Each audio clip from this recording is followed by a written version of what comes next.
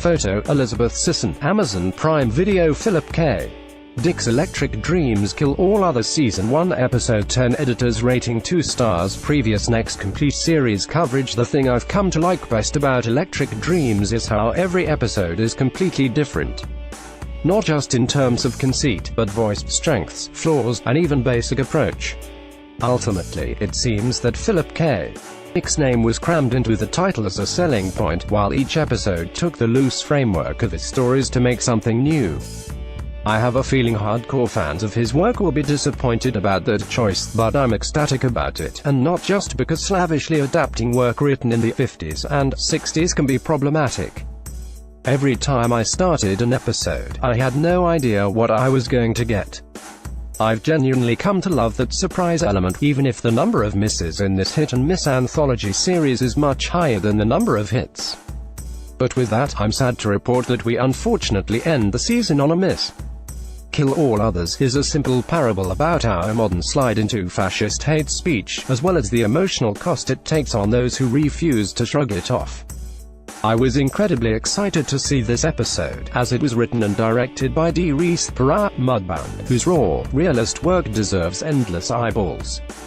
But it suffers the same fate of a lot of sci-fi. It's stuck in a kind of no man's land. It's not funny or scathing enough to be satire, nor is it emotionally grounded enough to be moving. Which means it coasts along the surface when it should cut to the bone. On the other hand, the episode does feature a performance by Mel Rodriguez, a great character actor who you may recognize from Last Man on Earth and Better Call Saul. He plays Philbert Noyce, a quality control factory worker who both oozes decency and can't stomach the hate speech being offered up by a presidential candidate Vera Farmiga. The key word here being candidate, as in singular, implying that America has slid into a one-party system. That is something I have questions about, because I genuinely can't tell what Reese is after here. Is she suggesting that our two-party system is an inherently limited spectrum? That both parties evoke the same nationalist fervor, by including the very overt language of "yes, us can"? Is the episode casting the Obama administration into that same bucket?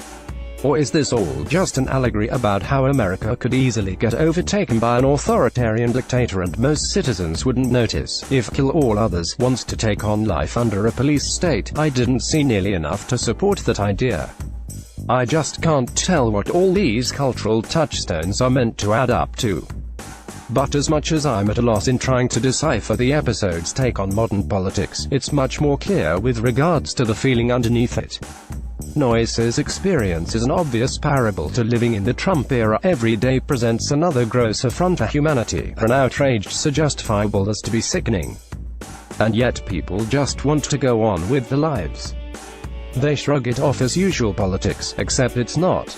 Kill All Others is strongest whenever it pivots to this chilling idea, as Noyce starts doubting his own sanity simply because nobody else seems to care. To which I can't help but think back to Philip K. Dick's original story, The Hanging Stranger, in which this was all a clear parallel to lynchings in the South. It spoke to a time when white society merely shrugged about a black person being hanged, when America would act like such a murder was acceptable. So, why doesn't Reese make that parallel directly? Is it because sci-fi always tends toward metaphor? Well, that question brings us to the matter of authorship and identity. An artist who makes a film like Mudbound clearly has a deep understanding of America's cruel racial history. Reese knows the history of Strange Fruit all too well, and she knows what it's like to be othered in more ways than one, so it's especially important that Kill All Others offers us the language of inclusion. Reese is bringing us into the larger truth of reflexivity and the minority experience in a way that is genuine. Which means that at the core, the biggest message of the episode is one that rings most true. Which is why it stinks that the episode suffers from three big problems. The first is the aforementioned issue of tone.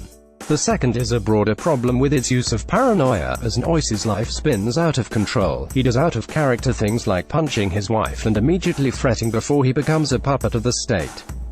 There's too much safe and sound here for comfort. The last problem, and perhaps the biggest, is that Noyce's struggle develops in a dramatically static way. Even as the intensity builds, we essentially see the same conflict over and over. Which brings us to the soul-crushing crux of it all. The storytelling of Kill All Others faces the same problem that we face every day. For when it comes to the monotonous nature of Trumpian outrage and horrors, the ugliest truths can stare us right in the face again and again and again. And what if they don't evolve or form some heady narrative?